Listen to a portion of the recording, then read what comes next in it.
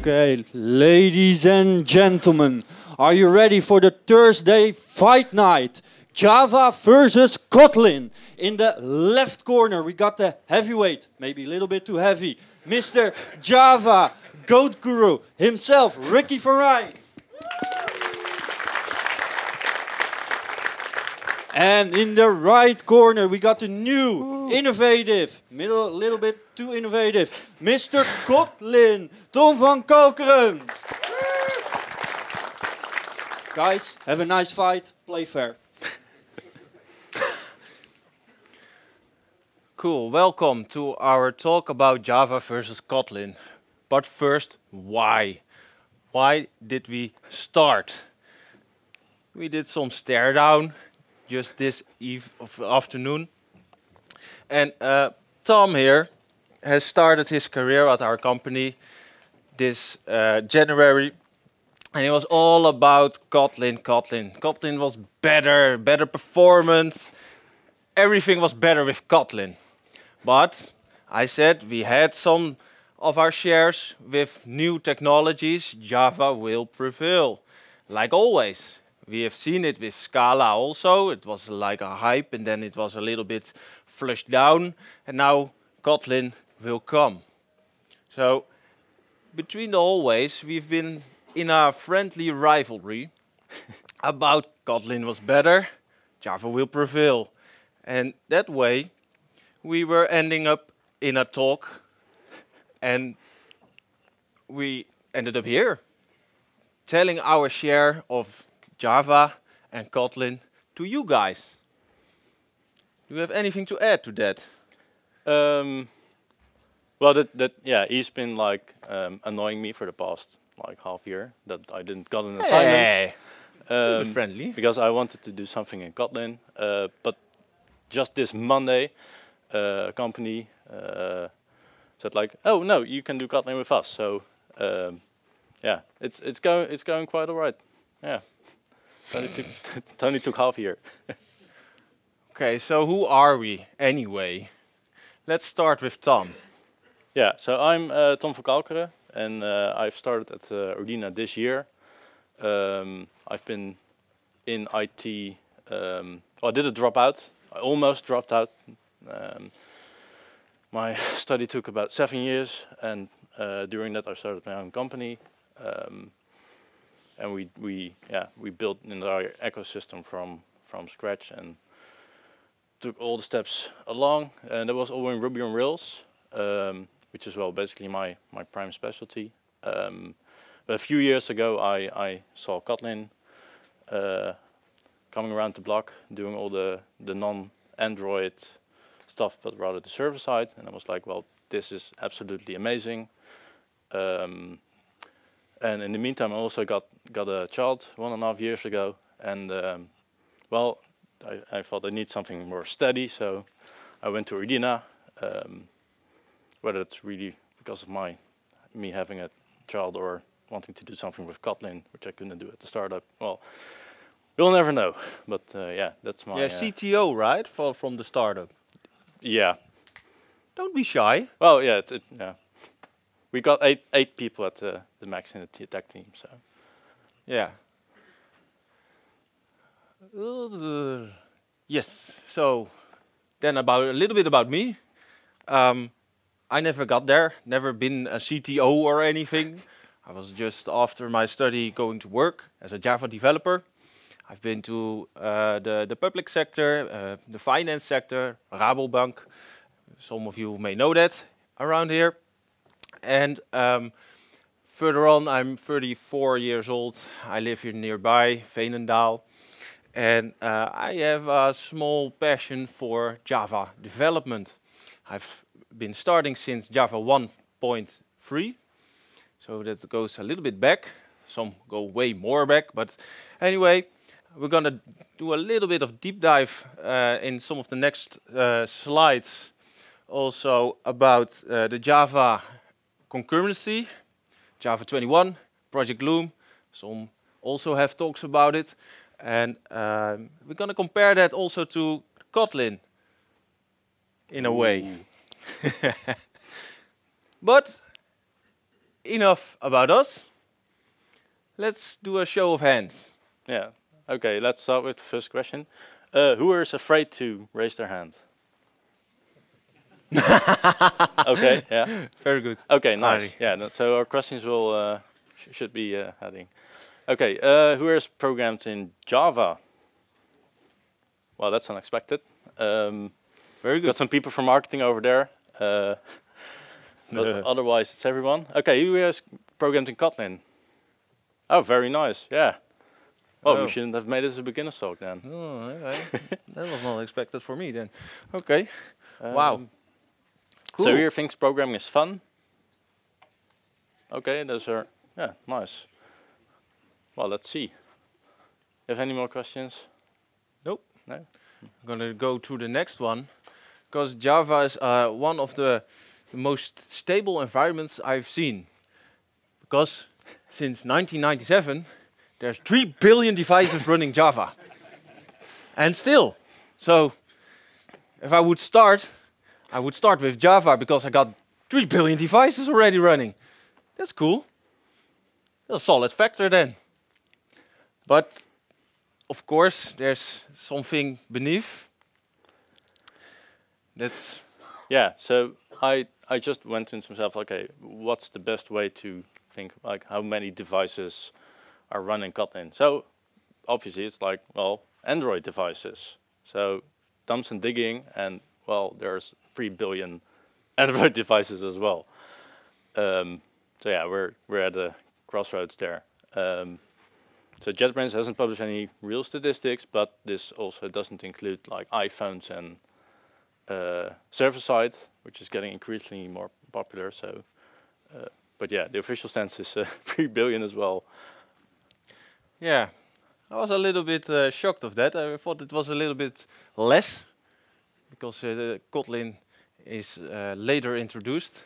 But anyway, 3 billion, okay, fair enough, fair enough. That's one for you. But then we got Java 21 since September this year, quite recently. Project Loom, concurrency. There have been some things changed. Because the old thread was like a small thin wrapper about the OS, the operating system thread. And they've changed that a little bit much, I would say. And one of the things is the virtual threads, the continuation, which keeps the state. And that leaves us to concurrency paradise. You can, yeah, how do you say that? You can do anything you like, but within the virtual thread world, you have more grip on that.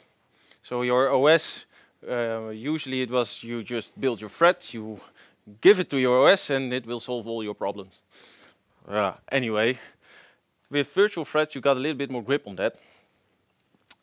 And like I said, traditional threads go to the original operating system where it's running on. And an out-of-memory exception or error will occur in a few seconds if you program it right. And of course, the OS handles it directly. Well, we need to work on that. Project Loom is already seen it also on, I believe it was Code 1 in 2018, where an architect showed a little demo, then called Fibers, but now it's called Virtual Threads. So it took some time to really release it within the Java GTK. This is an example of a somehow usual thread for like Java 11. This will run, but this will go to the operating system. I believe many of you should recognize this as a normal default thread. And then we go to the virtual threads. And those will go to the heap instead of the stack. And of course, it's a smaller footprint. That's also why it's more performant. And multiple threads will be attached to a carrier thread or a platform thread. You can also pin virtual threads on a platform thread, which is basically also a wrapper to the operating system thread. And on that way you can, and I have a little example, code example of how you make it virtual. It's basically a thread of virtual with also a runnable. And, well, okay, that's big. But here there's a small representation of how it would look like to the left you got the virtual thread that goes to the platform thread, which is basically also a pool which goes to the operating threads.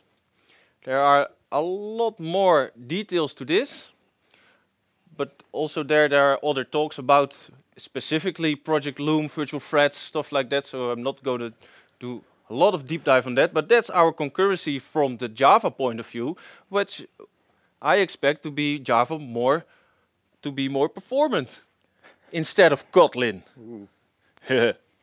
So, in this case, Yeah. tell me. Yeah. So What do you got? Kotlin fixes the same problem with coroutines.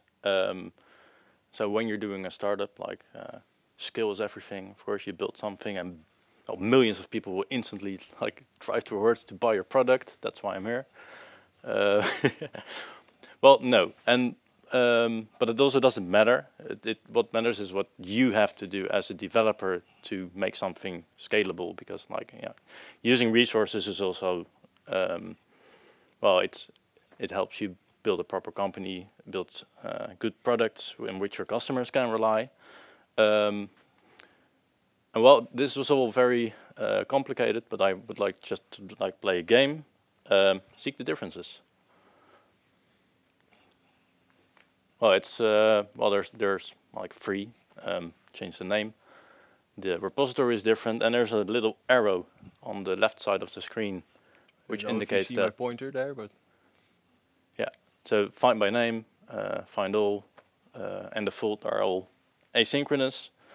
And Kotlin, its compiler will like do all the complicated stuff with allocating memory per thread and making sure that when you switch threads underwater, that the memory will still be valid and race conditions won't occur. I really like this. It's really easy, and it just makes me happy as a developer not to have to know all the details. So underwater, this is structured concurrency. You can still do synchronization and like manage on which threads you want to run your code if you really want to. But yeah, if you're like just running out of school, you can basically do the basics of concurrent programming without any of the knowledge that you have to know. And oh yeah, especially for you guys, Ricky always is complaining about one of our customers still being on, well, some very old technology. And I got my hands dirty, searched through Docker Hub to find still one of the images there, which was on the vulnerabilities organization, which is Java 6. And well, this also runs on Java 6. So yeah, if you're stuck in the past and you still want to do concurrency easily, you could switch to Kotlin. okay, looks fun, but still, Java is a market leader. Kotlin has a large way to go.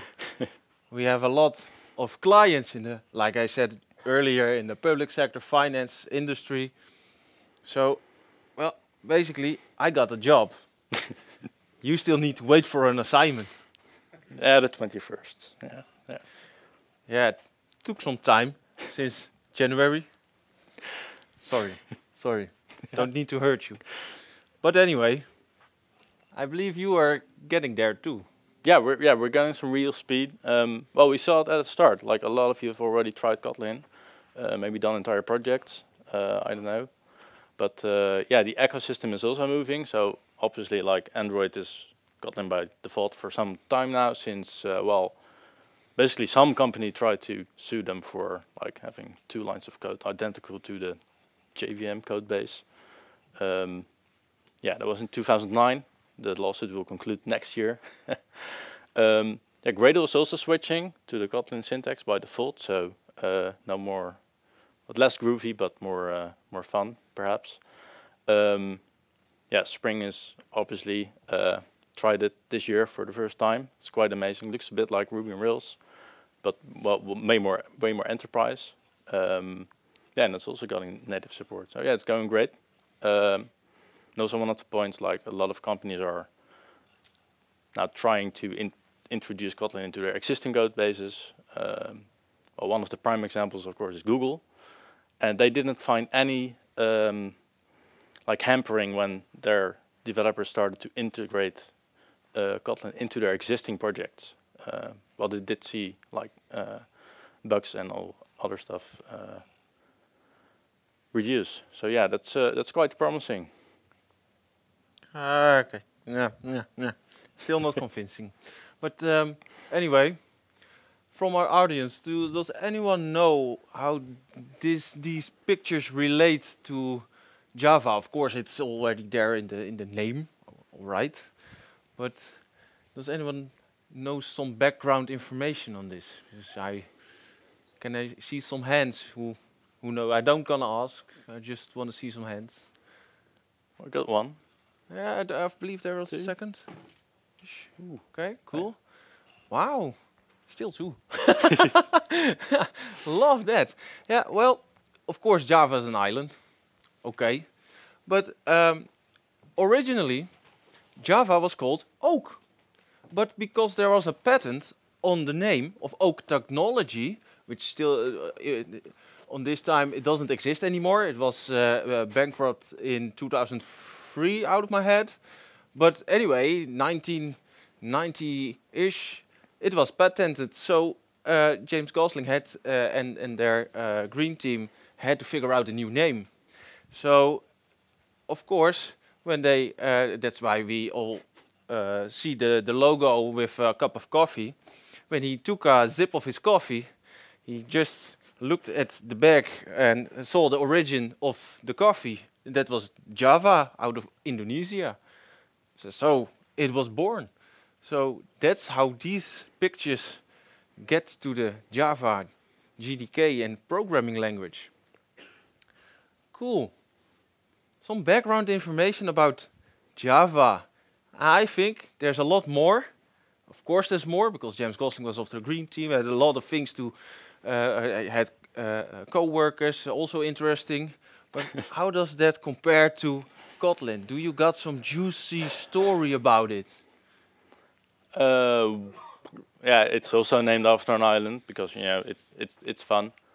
And well, you wouldn't be like a successful new language without being like evangelical. So we do have a church, the Church of Kotlin. It's on the island of Kotlin next to St. Petersburg. I find it rather stunning, though my co-workers will call me like religious. No, Religious? No, de overtrippende trap. Well, fanatic about Kotlin. Yeah. But yeah, no. So there is a church. There's no coffee. It's way too cold there. No, so that is it. Yeah. Also, Java has a lot of libraries, dependencies that we can use, share, and even within the open source we can provide our own input to it. And we can share it, like we are doing today, a lot of knowledge sharing, and also on the internet with the open source projects, dependencies. Yeah, there's a lot, we can fix anything, I would like to say. How does that compare to you? Well, yeah, the compiler is your back. That's who's that? Yeah. Who knows this one? It's okay. We got 2, 3. So this has been announced in August this year. So Kotlin has a mascot. It's Cody. I think he's rather cute. He also has there was an old mascot where we don't talk about him anymore. He's dead. Yeah. Oh, yeah. Sorry to hear that. No, but this is his brother, and he's way more cute. So that's very nice. Oh no, it's actually doesn't. It's an it. So, But yeah, no, I do agree. The Java ecosystem is great, and we're going to use that as well, but in a more like streamlined and easy way. Because I'm way too stupid to like do all the Lombok stuff with the non-null and the optionals. So yeah, this is how we would do it. So you have a name and an address, and the address is nullable because name isn't nullable. The compiler will make sure of it. So when you want to call this, well, the first one, hey, no, two back. Nope. Oh, well, you can read it, right? So in the first line, it'll just work fine as you expect. In the second line, you get a compilation error because, well, address can be null. And, you know, the compiler, I'm a bit lazy. I like to not do things that the computer can do. So here it has my back. It just throws an exception on compile time.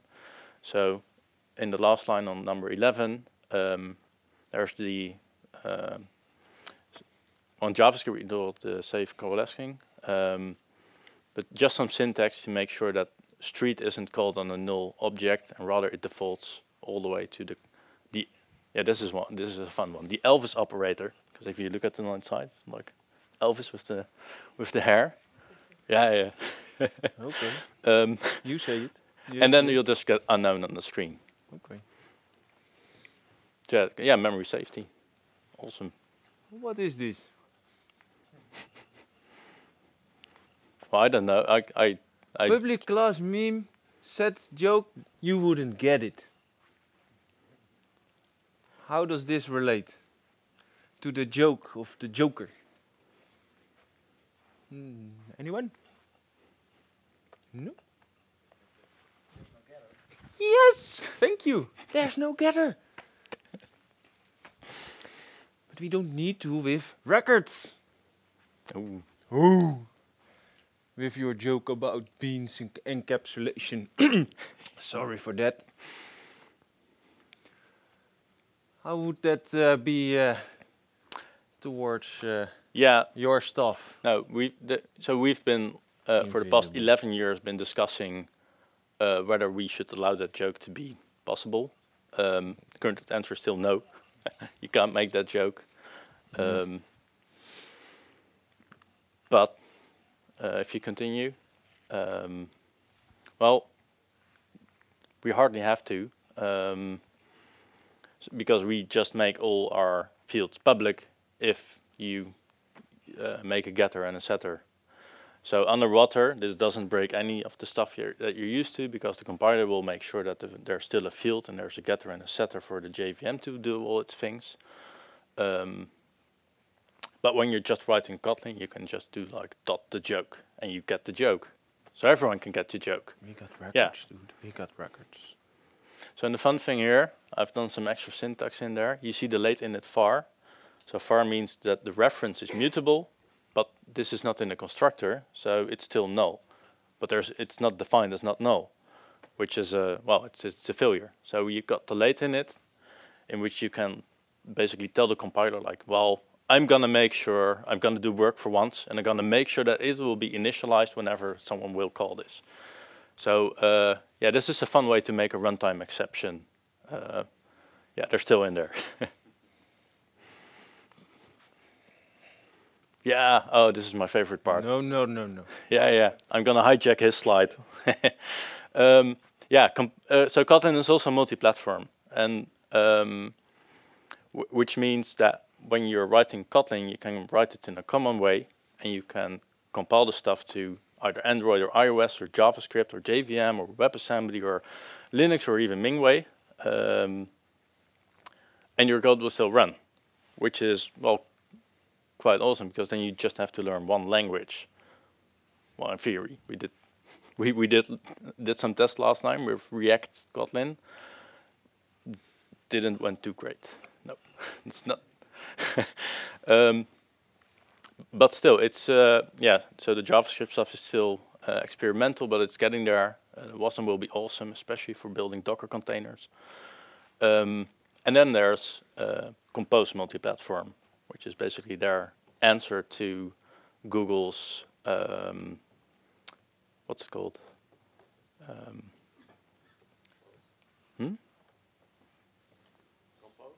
No, the cross browser with Dart. Oh, with their answer to Flutter. Thank you. So you just write all your domain logic in Compose in Kotlin, and you can reuse that logic across things. But you also can reuse your views across things.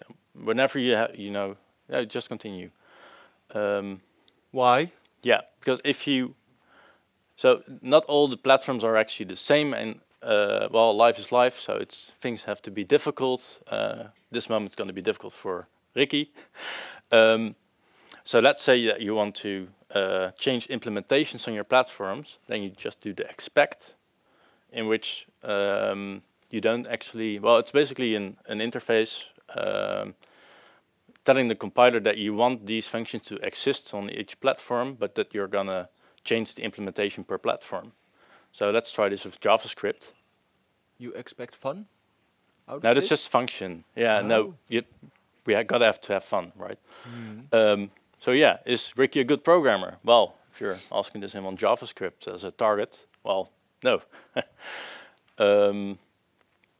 If you ask him on the JVM, well, yeah.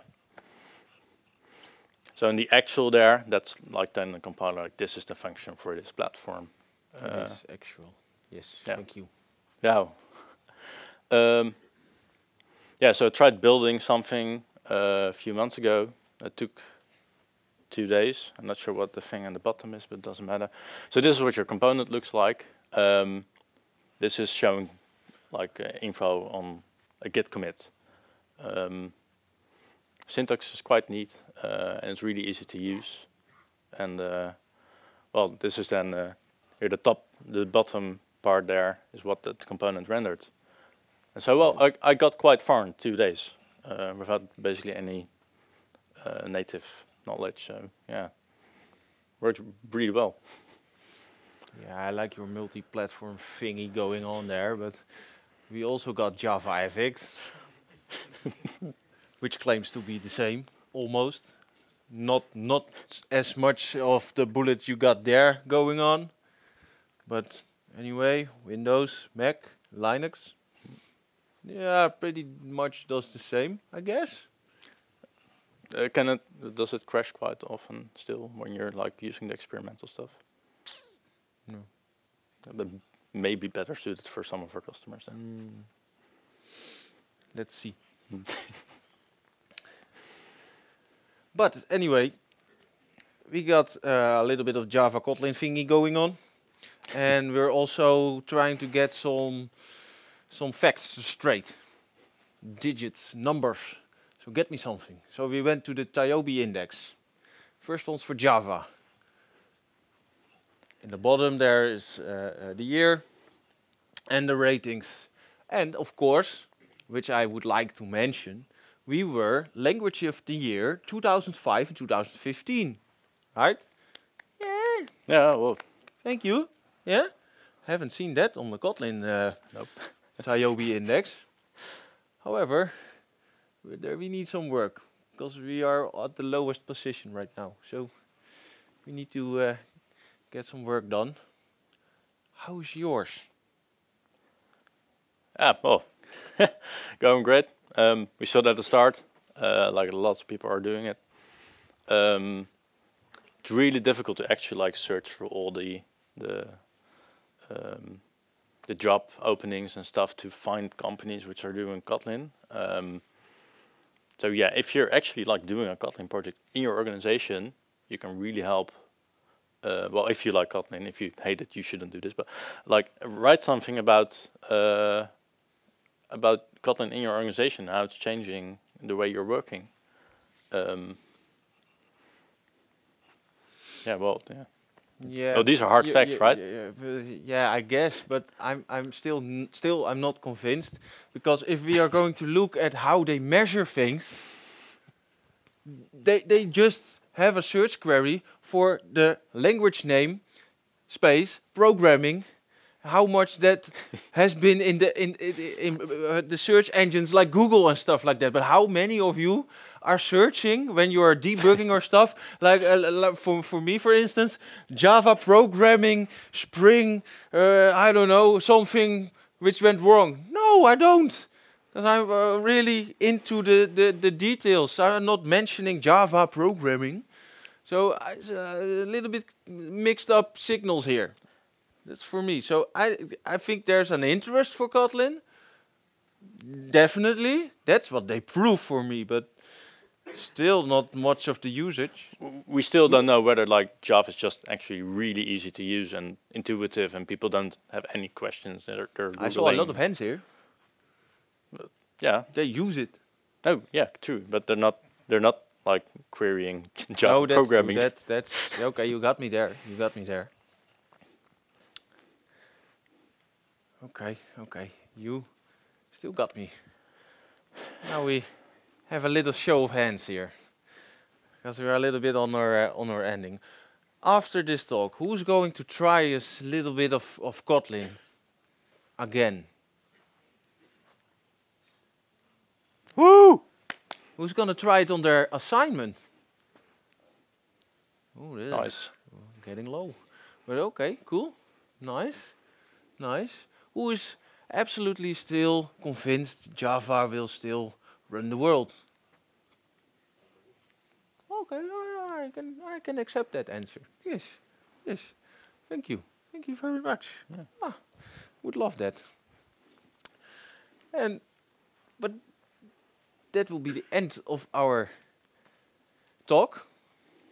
If there are any questions, please do ask, or have a drink with us.